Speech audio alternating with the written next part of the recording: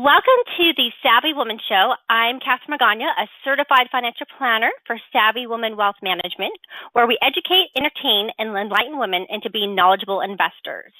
The Savvy Woman Show is dedicated to helping women learn about finances, money, life, different skills.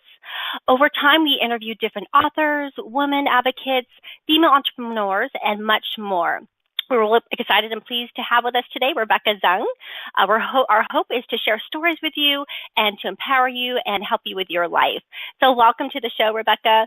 Thank you for being with us today. Yeah. So Thanks for having me. I know you're going to talk a little bit about skills, negotiation skills for women, but perhaps you can share with us a little bit, how did you end up where you're at today? Maybe you could share a little bit about your history or your background. So I'm a divorce attorney. I've been doing high net worth, complex divorce litigation cases for almost 2 decades now. I can't believe how fast time has flown. But of course, I'm 32 years old, just in case you Me too. But I've been doing high net worth divorce, complex divorce litigation for a long time. And I wrote a book on divorce called Breaking Free, a step-by-step divorce guide to achieving emotional, physical, and spiritual freedom. That came out in the latter part of 2013, so about 4.5 years ago now. And that took me on a ride all over the country, and I've appeared on television and radio broadcasts all over the country, and in many different print things as well, including Time, Newsweek, Forbes, things people have heard of. Yes. So I sold my practice. I'm still a partner with a firm back in Florida, but I moved to Los Angeles last summer, and I've now launched a new endeavor, which is can be found at breakingfreefromdivorce.com. It's www.breakingfreefromdivorce.com, and there I offer all sorts of services for people who are dealing with divorce, including programs, virtual online private divorce master classes that people can go in. And I think it's important, a friend of mine just said, it's really important to make sure you say that these classes are actually private downloads that you watch within your own membership area. You create a membership area once you purchase the program. You go into that membership area, and the modules are delivered to the membership area. So no one even has to download anything onto their computer. It sounds like since it's so private, it's a chance to learn and online, obviously at your own pace. And so I think sounds like a real great resource and course. Yes.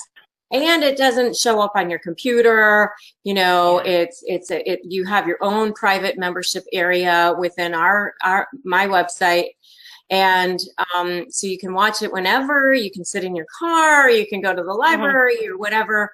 They're not delivered live. Originally, I was going to deliver them live, but after doing some beta testing, I found that the women that I wanted to have view my program said, no, we want to be able to prepare for this in private. We still want to be anonymous with this, at least early on, and maybe even at the beginning of the process. So I listened to what my people wanted, and I have them as private virtual divorce masterclasses that are downloads that people can. So at what point do you think, is it somebody like thinking about divorce or kind of in the beginning, or is it, what would you think that would be the best person to consider? Well, that's such a good question. I'm so glad you asked that question. I would say ideally just before you actually file, because my first module is all on what to do to prepare before you file. And then the second module is all on what's going to be happening right as you get started, and gives an overview of all the different areas of the law and what the procedure is going to look like and things like that. So ideally, it would be right before you're thinking about it, which is kind of the time that people come to see a lawyer anyway.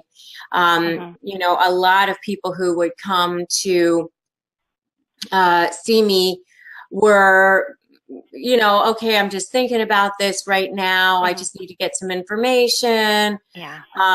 And those are the types of people that would be perfect for something like Yeah. this. Even for myself, being a financial planner, I have some women that come through before the divorce, or they're thinking about it, and they just even want to know financially. They maybe have never looked or thought about their money.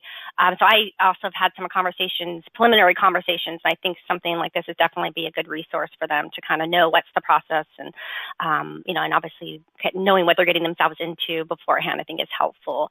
It is very helpful. Yeah.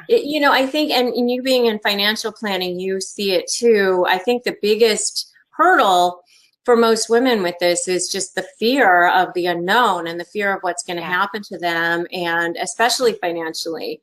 They just don't understand the process sometimes, or they don't know. Most people don't sit around having, intimate knowledge about what divorces look like. And so there's a lot of fear around it, which is why the very first chapter of my book is called Fear, so that you deal with that immediately. One of the things I say all the time is that there's a divorce paradox. And the divorce paradox is that in the worst, most traumatic, awful time of your life, death and divorce are right up at the top of the worst things people could ever deal with. You have to make the most critical decisions of your life about your finances, about your children, about your house, your business, all the things that mean the most to you. And in order to be able to do that, you've got to get your emotions under control. And it's so hard for people to do during that. Well, that, and then also I've also seen the other side of it. Okay, 1 or 2 years in, okay, now what? Like, what kind of career, or what, sometimes they have to go back to work, or you just make some transitions or planning. But like you said, if there's kids, there's so many different variations to think about. I think in the beginning, sometimes it's like you said, it's that emotional side of it. And then eventually, as you get through it and time heals, and then obviously looking at, okay, what's your next step? And there's so many different phases that are involved with this. So I think definitely having some classes and resources available helps along the way. Yeah. So now tell us. The last module of my series is all on what's next, and financial planning is something that I do touch on with that too. So with your book, is this, obviously your book's a great resource as well. Do you have a lot of this, is there additional information in there? I know you also have your book that's available too. Yeah, in fact, I'm offering for your viewers today a free copy of the book. All they need to do is go to breakingfreethebook.com, so www.breakingfreethebook.com, and they can get a free copy of my book. And it has all this information in it. It's emotional, physical, and spiritual, and the physical part is actually the legal part, where I talk about negotiation. That's one of the chapters, and as well as the whole procedure of a divorce. So they just have paper shipping, and the book will come free to them. So. Great. Well, thank you so much. It's very, very generous of you. So hopefully our viewers will take you up on that. So let's turn it over a little bit now. Part of this, we wanted to share some negotiation skills for women. We want to provide some, maybe some expertise you have. I know you are a keynote speaker and have a lot of valuable information to share with us. So maybe you can give us some tips on negotiation skills for women. Sure. So I always say that the 80% of a winning negotiation strategy takes place before you even walk in to do your negotiations. So whether you're negotiating for a car, a job, a pay raise, you're with your teenager, wherever it is, we're kind of negotiating all day long. The key to negotiating is in the preparation for negotiating. So you'll want to research whatever it is that you're negotiating. So if it's a car, if it's a job, if it's, whatever it is, be prepared. Be prepared with statistics. Be prepared with market knowledge, or whatever it is that you're negotiating. The key is to make sure that you're prepared with the research, because if you go in from an educated point of view with specifics, it's going to be hard to argue with the specifics. So, for example, one of the funniest things that I thought I ever heard was being a lawyer. I had talked to another lawyer, a friend of mine, and he said his paralegal went to him and said, I want a raise. And he said, okay, why should I give you a raise? And her response was, because my live-in boyfriend lost his job, and so now we don't have enough money to make it, so I need a raise.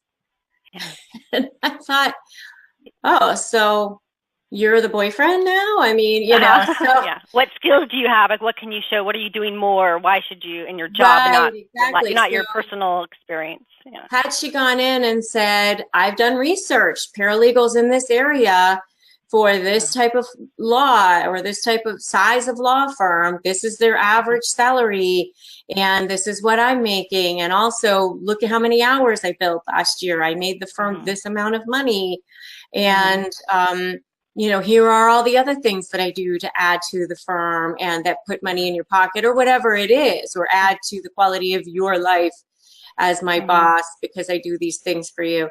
So had she been prepared to go in and say, here are the reasons why, she may have gotten a raise. She may have gotten the raise. Well, it's interesting. I know a lot of other financial planners and advisors and other financial professionals, and and some of them are women, and that's one of the things they ask about is, you know, how do we negotiate for other positions or salary, higher salary? So I think it's common in a lot of different professions is, you know, what is the, you know, how do you show that you're adding more value? And I think, like you said, doing the research, getting the data, and showing what the numbers are. The other thing I see sometimes is, you know, sometimes women want other job promotions, and, you know, they have to show the value and why they deserve the job promotion. And then another thing that I see is some women that are wanting to go from full-time to part-time after they have kids. So sometimes they maybe for a couple of years want to negotiate a part-time position. So once again, what's the value? How do you position that? And, you know, I think there's a lot of opportunities in life where we're negotiating. And also, I mean, I don't have a teenager. I have a 9-year-old that's already negotiating with me. So yeah, exactly. I was thinking I need to sharpen up my skills a little bit because these kids are already, you know, testing me a little bit. So I think in life, there's a lot of opportunities to negotiate. And so do you have any comments or do you think there's any differences between the way men and women negotiate? Oh, yes. Big difference, big difference. You know, women, we are so wired up to be, everything is connected to our emotion, and we really can't even help it. I mean, everything's connected to each other, you know, I mean, especially when it comes to people that are close to us or people that we have a lot of emotion about, like our spouse or maybe our children or whatever. And so we tend to take things more personally, more easily. We tend to think that by making arguments like, look at all the things that I've done for you, look at how much I've sacrificed for you, I've added so much to your life by doing this, that, and the other, that those are good arguments. We tend to think those are good arguments.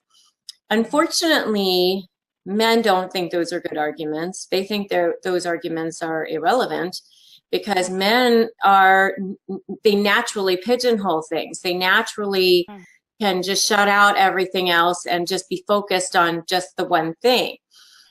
They're not good at multitasking because they can't really focus on more than one thing. I know with my own husband, if I try to talk to him about something while he's driving, he suddenly like can't even remember where we're going or whatever. You know, it's like, I got to stay on task. I'm going somewhere. That's my task. Got to focus. Track-minded. And so what happens in negotiations is that men will just be seeing the negotiation in front of their face, and they will look at whatever their points of leverage are in that negotiation.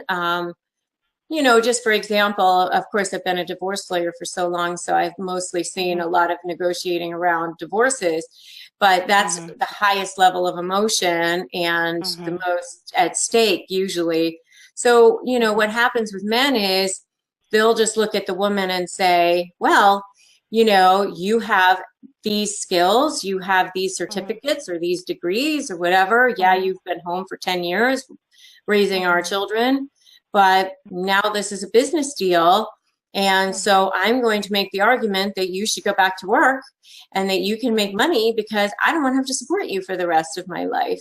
It was one thing to support you when you were my wife and I was getting benefits, you know, along the way of you being my wife. But now I'm not going to see any benefit to this. So you need to go back to work and I don't want to have to pay you.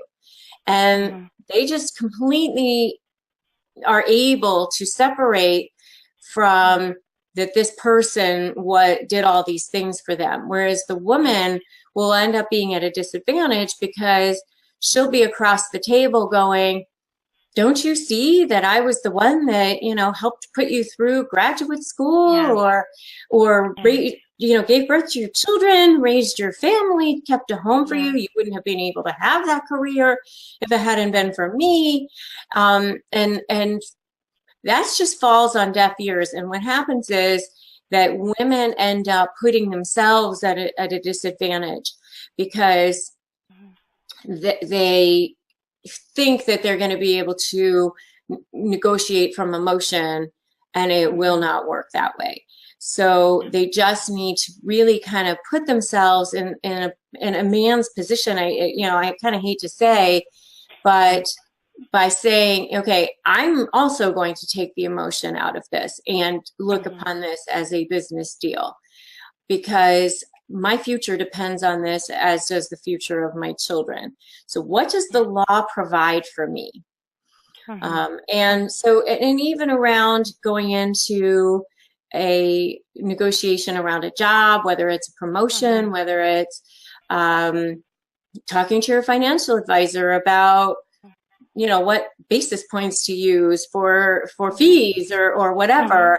They need to not come from, hey, we're friends, or look at all I've done for you, or I thought we had a relationship, or whatever. It really has to come down to what makes the most sense from a business perspective. Yeah. So one of the things dealing in financial planning and wealth management, one of the things that I do is I do a webinar on Savvy Women Invest on Purpose. And what that is we look at the differences between men and women, and we look at women's strengths and how do we apply those strengths to managing our money. Because at the end of the day, we are different, but we do have access to all the same investments and tools in life. And so once again, it's looking at how do we view money and how do we use the tools that we have and our strengths to managing our money. So I do this webinar. It's coming up next month where it's interactive, it's fun, it is online, and once again we go over a lot of the differences, but you know, and also providing tools on how to hire an advisor, or skills you should be looking for, and also some information on topics you should learn about. So I'm real big on helping women learn. I think negotiation is part of it too, and through each month I do different events and webinars, really trying to help women learn about money. In addition to that, I also have savvyup.com. We have video replays. We have the Savvy Women Show and webinar information. So please check that out when you have an opportunity. And another resource that's out there that I haven't read yet, but I've heard a lot of good things about, is from Facebook's COO, Sheryl Sandberg, who has the Lean In book. And I know that that's been a real good resource for a lot of women in career and advancement. So definitely another resource for women that are out there. So Rebecca, we want to thank you so much for being part of the Savvy Woman Show. Once again, if you want to share with our viewers how they can contact you and some of the resources that you have. Oh, yes. Thank you so much. My website is RebeccaZung.com. The website for all of my programs in one place is BreakingFreeFromDivorce.com. And then again, for your viewers today, they can get a free copy of my book at BreakingFreeTheBook.com. They just pay for shipping, and I always say they pay for shipping and relief is coming to your door. So I really appreciate you having me on today, and I love all the things that you're doing for women. It's fabulous. Thank you so much. I appreciate that. Thank you, Rebecca. So every show we like to leave with an inspirational quote. Today I have a quote from Sheryl Sandberg. We need women at all levels, including the top, to change the dynamic, reshape the conversation, to make sure women's voices are heard and heeded, not overlooked and ignored. So once again, it's nice to have such powerful women like yourself on the show with us, Rebecca, and thanks again for your contribution. As we close the show today, remember, for successful investing, never stop learning and savvy up.